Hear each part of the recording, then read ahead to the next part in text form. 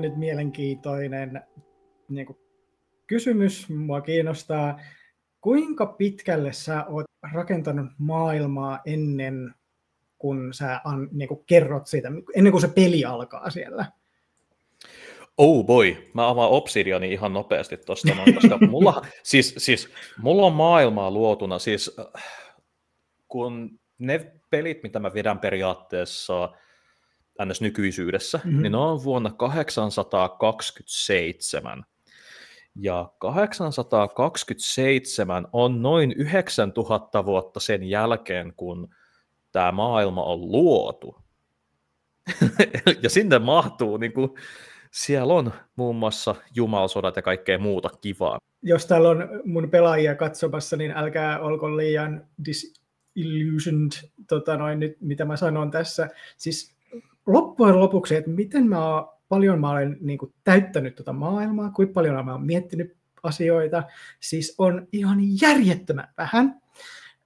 Tässä nyt DMien tukipiirissä, kun alettiin keskustelemaan tästä Obsidianista, niin sitten mä ajattelin, että hei, mä haluan kokeilla sitä, että mä siirrän kaikki mun notit sinne silleen, kaikki on vähän järjestyksessä, mä oon aikaisemmin käyttänyt muistiinpanoihin ja kaikki OneNoteen.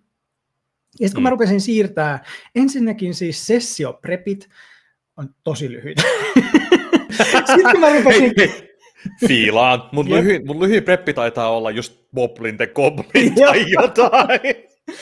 Ja sitten kun mä niinku rupesin katsoa sitä maailmanlorea ja kaikkea tällaisia, niin siis todella lyhyitä. Mä en ole miettinyt kauheasti siis sen maailman historiaa. Tässä nyt oli tämä Big Bad Evil Guy, siellä on menetetty sivilisaatio, joka ei ole kauhean ollut siis... kauhean tärkeä niin kuin meidän kampanjan niin kuin ympäristössä.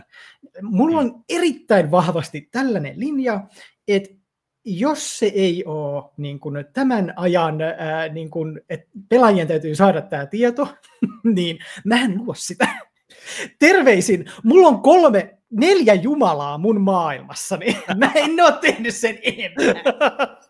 Ja viimeisin mä tein yhden niistä pari kuukautta sitten. Ei, mutta siis mun mielestäni toi on niin kuin ihan oikeasti täysin niin kuin validi tapa tehdä asioita, koska siis mä oon itse sitten taas semmoinen, että mä en ole ikinä siis hirveä, että okei, mä välitän historiasta, mutta en niin paljon kuin sitten taas oman maailman historiasta, jotenkin mulle se tuntuu niin kuin kivemmalta, mutta se on vaan itseäni varten. Sitä ei ehkä kukaan muutu ikinä lukemaan. Mutta toi on kyllä, mun mielestäni maailmanluonnissakin pitäisi luoda asioita just siihen tarpeeseen. Joo. Siis on niin paljon lukenut, että nyt on ollut minun ongelmani. Mutta sitten niinku, sit sä rupeat luomaan kauheasti jotain juttuja, ja sitten se ei tule koskaan esille. Sä oot sinänsä tehnyt turhaa työtä siinä kohtaa. Niin mä olen tosi aktiivisesti ja erittäin onnistuneesti välttänyt tämän sudenkuopan. Se on tosi hyvä, koska siis mä muistan ainakin silloin, kun mä valmistelin just Kampanja 2 pelejä ensimmäisen vuoden ajan, niin mä loin ihan hirveästi sinne asioita.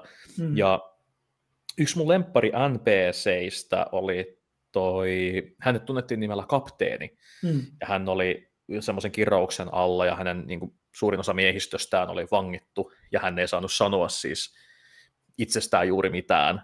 Mutta meikäläinen hän kirjoitti hänelle niin kuin ihan järjettömät taustalorit ja mitä kaikkea. Ja siis se kirous oli se, että niin kuin hän tiesi, että hän kuolee, mikäli se kirous niin kuin nostetaan kaikista muista pois. Että hän oli ainoa, joka pystyi puhumaan, hänen miehistönsä niin kuin ei pystynyt puhumaan, tai jos ne yritti puhua, niin sitten niiden niin kuin suut tilkittiin silleen. Sos. Jep. Ja sitten kun seurue loppujen lopuksi tuhosi tämän, joka tämän kirouksen oli laittanut, niin kapteeni kuoli, mutta kaikki muut pystyi puhumaan ja kaikki muut vapautui, ja hän oli tehnyt sen sitä varten. Hän oli suostunut siihen sitä varten, että hänen miehistönsä elää, vaikka hän sitten kuolee. Ja mulla on ihan hirveä lore siellä taustalla, ja sitä ei vaan kukaan muu tunne näkemään, paitsi minä. Ja kun yhden kerran kysyin siltä joku henkilökohtaisen kysymyksen, se ei ole vastannut, kaikki on silleen ok. Tyyli.